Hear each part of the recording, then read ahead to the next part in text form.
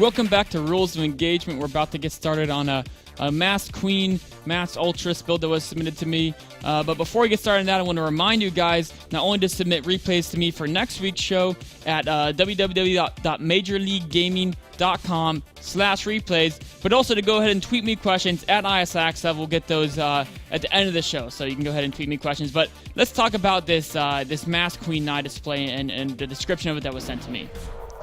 So we have a Zerg player is going to be executing basically calls it the ninja push, it's a Queen Ultralisk Rush. And then we're going to look at how effective is this strategy and will it keep working at higher levels of play. This is, I think it's high diamond play right now. And the couple things we're going to talk about this build is the interesting point, it's got a very, very fast Hive Tech component to it. And then the other two components are Masked Queens and Ultralisk, right? I guess that makes sense if you're doing Ultralisk Rush. So let's jump into the game and talk a little about this. First, we're going to talk about the fast Hive aspect of this. So we can see it's 10:30 in the game. The Hive is already about 1/3 of the way done. Basically, what this means is that there's going to be low economy and low production. And the reason these two things are going to be true is because, of course, we can look at it. He's only got 43 drones at a 1030 mark. That's extremely low economy. I mean, it's true he's building 19 more, but even 60 drones is very, very low for someone playing a very macro-heavy build. Of course, it's a tech-heavy build, not a macro-heavy build, but that's why it has low economy. Low production, spending so much money on upgrades and Hive that he's only got 3 hatcheries, right? There's only 3 hatcheries, so you don't have a ton of larvae to produce out of. So those are two aspects of going super fast Hive like this. And because of those things, you don't have much economy or production, you can't afford a ton of units, so you might want to get a few spine cores. I mean, I think he has 1 here, and that's about it. And I mean, it all depends on what you scout, but I would be inclined to get maybe 2 or 3 spine cores, just to be a little bit on the safer edge because you're teching so fast. As we can see here, in fact, this game, the Terran's actually going for a push. And this is a push that's very hard to stop with such a fast tech, unless you have an extra spine core. And the great thing about spine cores is that the other component of this build is the Masked Queens, right? So we can look at this situation where we're going to pause and look at the army value. The Terran player has considerably more army value than the Zerg, but the Zerg has so many queens. And the queens are very, very strong defensively. That's one of their key points. They're very strong defensively, but they can't really cross the map and attack very well. So, and they're especially strong defensively with an extra spine crawler too, because transfuse and spine crawlers work so well together. So the Masked Queens, maybe 1 or 2 more spine crawlers just to be a little safer, but the Queens is actually pretty good defense as is. So he's going to end up taking a decent amount of damage to this push. Let's actually follow this. I'll just keep following here. A decent amount of damage against this push, but eventually with speeding reinforcements, we can see there's 20 speedings on the way. He should be able to stabilize. This is the disadvantage of having low production, is because even though he's got that money, with all the queens off the line, no injects going down, the Zergling Rally, there's a nice inject. The Zergling Rally is going to be smaller than he would like it to be. Of course, you want to continue to make queens here. I actually would like to see this number not be 1, I'd like it to be 2. And the instant this Hive is done, I'd like to see that number be 3. So you got to replace those queens a little bit faster. But that's all just, small details. So let's get to the next part of this strategy. We're going to fast forward a bit as he eventually is going to be able to clean up this attack, taking a decent amount of damage though on the way. So the next part is going to be the Masked Ultralisk part. So we can see, let's fast forward until he holds this attack. As soon as he basically Zergling is going to clear this up, he's going to start, feels comfortable, continues his upgrades, Adrenal Glands and Ultralisk Cavern. Okay, and he's building queens 3 at a time because he needs to rebuild that queen count. But you want a ton of queens. Now we're going to talk about the Ultralisk as he's building the idea of them. So the stats of the Ultralisk per cost are extremely good. They have some of the best damage per second in the game. Even against light units, their damage is still insanely high. They actually just kill everything really quickly, and they have a ton of life, a lot of armor. But because they're melee units and they're not insanely fast like Speedlings, so they can't get great surrounds super easily, they typically need support. That's often Infestors, but it can also be Queens, because while they can't get the surround so easily, they can still eventually get a surround if you keep them alive forever by healing them, right? So this is one of the instances where there's no Queens, because the Queens are all lollygagging back here. They're a little bit slower. And this is what happens if you don't really have the Queen support against a full army, right? You're going to lose a bunch of Ultralisk, and he thinks better of it and runs away. So they really, really need support here. Then the Queens get here, and of course, with all these transfusions, it's doing great. The disadvantage right here is that the Terran player, of course, is migrating backwards. The Ultras would have had to either back away and take damage, either damage crossing that distance to the enemy army, then damage running away from it as well, or the Ultras would have to run away from the Queens and fight again without support. So I'm not sure how I like the execution of this, just because off creep, they're very vulnerable to an opponent who can micro against Ultras, right? They keep kiting back and keeping them away from the Queens. So one thing I think that could be added to this build that would make it insanely strong is basically if we added a Nidus to this build. Because not only then could you could put the Nidus during the battle, you could just throw it down right here. You could bring in reinforcements faster. The Queens could all run and keep up with your army faster.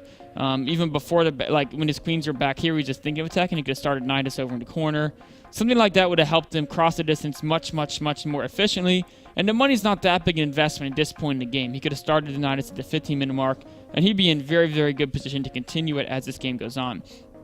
So I think that would help. Even if he's not going to build Nidus to bring the Queens into the battle, it would be nice to be able to retreat. Because right now, let's say the Terran beats this army, right? The Ultras are pretty strong, so they're doing okay right now. But if the Terran beats this army, what do the Queens do, right? They can't retreat, so they're all stuck. So right here, in fact, it looks like Terran might even eventually stabilize.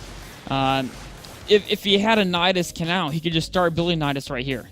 And the Terran couldn't really stop it very easily. And that way, if he wants to retreat, he can get all the Queens out there very, very easy. Or even the Ultras too. This allows for a much easier retreat path.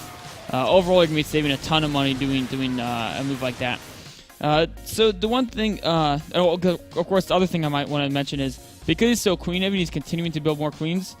Instead of getting this level 3 melee attack, I might recommend getting the ranged attack on the Queens. Just because their base damage is 4. They attack really fast and attack twice every time, so it actually helps them a ton. Ultras already do insane DPS. They're already going to kill units that they close with very fast, even without that 3 weapons, so I would like to see the 3 armor and then the 1 range attack, I think. And of course, later you're going to end up switching to Mass Infestors probably at some point, because that's what Zergs do.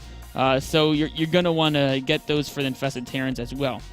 The one thing I want to talk about is the different ways you can use Nidus with this strategy, because I think that's the key element to making this just a tiny bit more effective.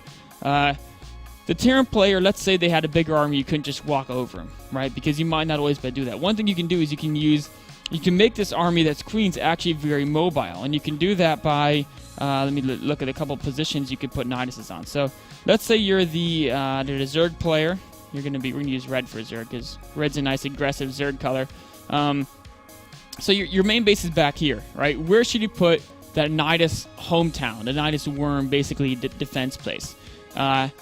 A lot of people put it in the main. But if you're thinking where all your rallies meet, and also for defensive purposes, you want a place that can kind of get units anywhere to defend harass very, very easily, but also is pretty safe, like the enemy can't just go and snipe it real quick. So I think one of the best spots would be actually somewhere around this area, right around here, right? So this will be your hometown Nidus, right where this X is. That's not a spot where the Terran will typically really come in and attack you right there. It'll usually attack, up from angles over here or from down there, or they'll run drop play.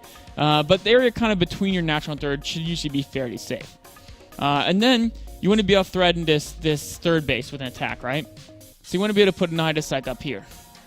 You also want to be able to threaten coming up to natural, like in this game. So maybe you should put Nidus, let's say, right around. You want to put it where, of course, they won't see with the watchtower or anything. So you want to put it around here. And then you also want to be able to basically get more creep on the map and be able to attack a fourth pretty conveniently. So maybe later down the road, you can even throw one right here, right? And this way you've got Niduses themselves will spread creep every time a queen comes out. You put more creep timbers down. I'm not saying get all 3 of these exits the instant you get the Nidus Worm. That's a lot of money, but you get the Nidus Worm, you pick one place to attack first, you put the Nidus there, and then as the game goes on, let's say the Terran has a really good wall here, but you get them to put all their units there, right? We're gonna use let's use blue for Terran. So let's say the Terran has this giant marginal wall of, we're gonna put lines and X's for giant. Well, we're just gonna put a weird type of line there. That's a Terran super defense, right? We're gonna call that's what it is. what you can do there, and let's say the Terran has their military unit right here. Not going to be this infantry. They have this army here. But what you do is you can think of all your units. Let's say your units are a little bit faster, so they'll be, let's say you got units right here, and it'll be like a cavalry regiment. Ultralists are kind of like cavalry, right? So this unit right here, when people talk about range of motion, right, they'll draw, let's say, the blue army, which is the Terran army, within, let's say, 10 game seconds, can basically get, like, out here, right? This is, like, the blue range of motion. Somewhere like this. I mean, well, actually, I'm ignoring the terrain a little bit, so it actually wouldn't be... It would be more like that. Whereas your army, with these Niduses, it's a lot more than people would initially realize. Let me switch this pen. Well, here we go. Your army is going to be much, much more mobile than you actually realize, because also in your range of motion, being so close to the Nidus, is about here, right? You can go over here. You can also be striking about right here. And you can strike over right about there, right? I'm actually just going to put lines. So you can come out this way. You can come out this way. You can come out this way. And, of course, you can actually just come out straight this way. Or you can go back into Nidus and get the other way. So you have all these different ways you can position yourself. And if they move towards you this way, all of a sudden you can just run their natural. And it's just so many different techniques you can use to basically split up their army and get damage done using this Nidus with this type of style. Especially because one of the weaknesses of the Nidus is units come out slowly. So you can have units die one at a time. But with the Masked Queens and Ultralists, you have a low unit count. And then the first unit that comes out, it gets focus fired.